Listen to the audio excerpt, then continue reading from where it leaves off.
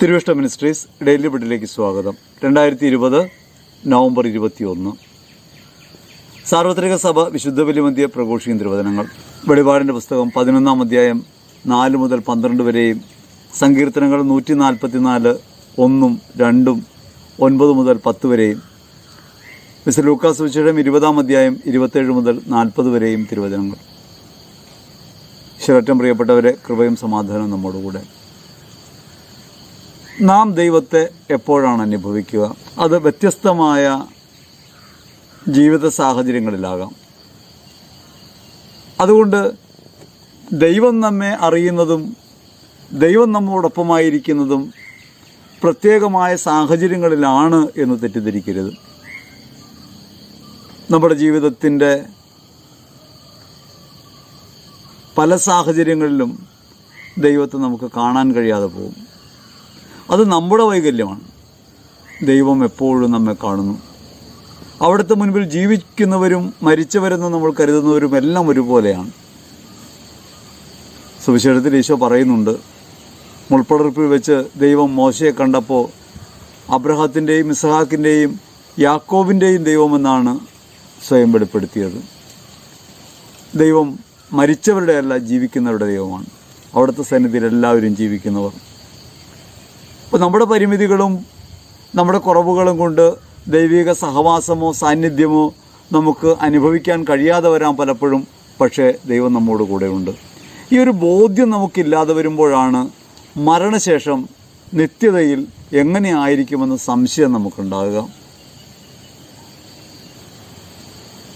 അങ്ങനെ സംശയിക്കുന്നവരെക്കുറിച്ചാണ് സുവിശേഷം എന്ന് പറയുക. സദുക്കായർ, പുനരുദ്ധാനമില്ലെന്ന് വാദിക്കുന്നവർ. ദൈവസന്നിധിയിലാണ് നമ്മളെപ്പോഴും എന്ന ബോധ്യം ഉറയ്ക്കുമ്പോഴാണ് മരണം ഒരു അവസാനമല്ലെന്നും ദൈവസന്നിധിയിലുള്ള നിലനിൽപ്പാണ് അതിൻ്റെ പുറകിലുള്ളതെന്നും തിരിച്ചറിയാൻ പറ്റുക. സദുക്കായർക്ക് ആ വിശ്വാസമില്ല. അതുകൊണ്ട് അവരൊരു കാര്യം ചോദിക്കുകയാണ് യേശുവിനോട്. ഒരു സമസ്യ യേശുവിൻ്റെ മുൻപിൽ കൊണ്ടുവരികയാണ്.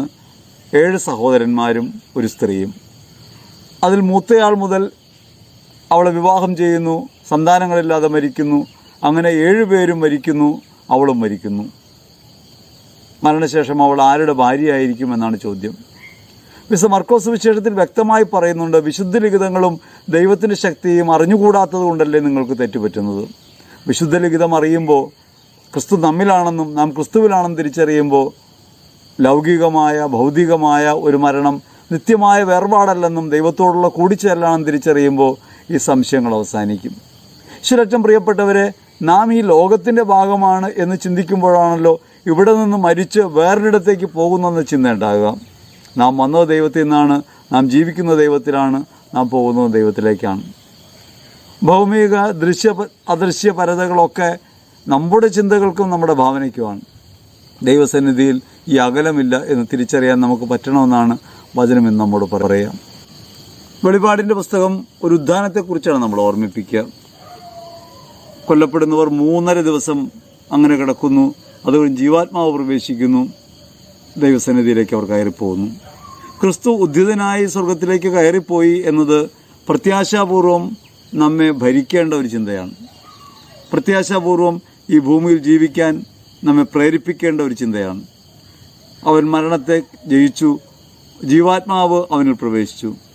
റോമർ ലേഖനത്തിൽ 8 അധ്യായത്തിൽ 11 തിരുവചനത്തിൽ, യേശുവിനെ മരിച്ചവർ ഉയർപ്പിച്ചവൻ്റെ ആത്മാവ് നിങ്ങളിൽ വസിക്കുന്നുണ്ടെങ്കിൽ യേശുവിനെ മരിച്ചവർ ഉയർപ്പിച്ചവൻ നിങ്ങളിൽ വസിക്കുന്നതിൻ്റെ ആത്മാവിനാൽ നിങ്ങളുടെ മർത്യശരീരങ്ങൾക്കും പൊതുജീവൻ പ്രദാനം ചെയ്യും.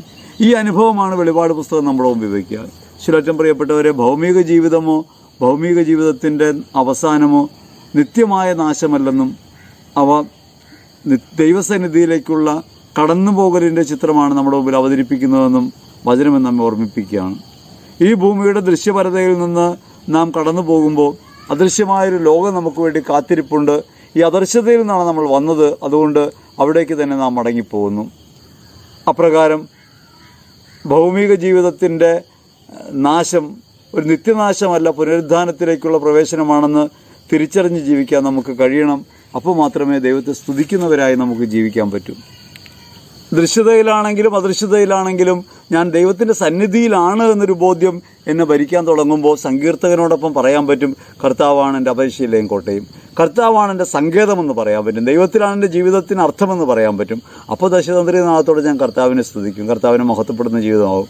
ഏറ്റവും പ്രിയപ്പെട്ടവരെ, എന്തുകൊണ്ടാണ് ദൈവത്തെ മഹത്വപ്പെടുത്താൻ കഴിയാത്തത്, അല്ലെങ്കിൽ എന്തുകൊണ്ടാണ് ദൈവത്തെ സ്തുതിക്കാൻ കഴിയാത്തതെന്ന് ചോദിച്ചാൽ, ഈ ഒരു ബോധ്യം നമ്മുടെ ഹൃദയത്തെ ഭരിക്കുന്നില്ല. ഭൗമികവാസത്തിൻ്റെ നാൾ വഴികളിൽ എപ്പോഴും ജീവിതാനുഭവങ്ങൾക്കകത്ത് നിറഞ്ഞിരിക്കുന്ന ദൈവത്തെ തിരിച്ചറിയാനും, അതേപോലെ തന്നെ ഈ അദൃശ്യ ലോകത്ത് നിത്യമായ ഒരു വാസസ്ഥാനത്ത് ദൈവം എന്നെ സ്വീകരിക്കുന്നുണ്ട് എന്നൊരു പരമമായ ബോധ്യം ഉള്ളിൽ നിലനിർത്താനും കഴിയുമെങ്കിൽ ജീവിതത്തിൻ്റെ എല്ലാ പ്രശ്നങ്ങളിലും സാഹചര്യങ്ങളിലും നമുക്ക് സന്തോഷത്തോടെ ഇരിക്കാൻ പറ്റും, ദൈവത്തെ സ്തുതിക്കുന്നവരായി ജീവിക്കാൻ പറ്റും. അവിടെ കഷ്ടനഷ്ടങ്ങളോ ലൗകികമായ ക്ലേശങ്ങളോ നമ്മെ ഭാരപ്പെടുത്തില്ല. അതേപോലെ തന്നെ മരണശേഷം ഒരു അനിശ്ചിതത്വം നമ്മുടെ ജീവിതം നേരിടുമെന്ന ഒരു തെറ്റിദ്ധാരണ നമുക്കുണ്ടാവുകയുമില്ല.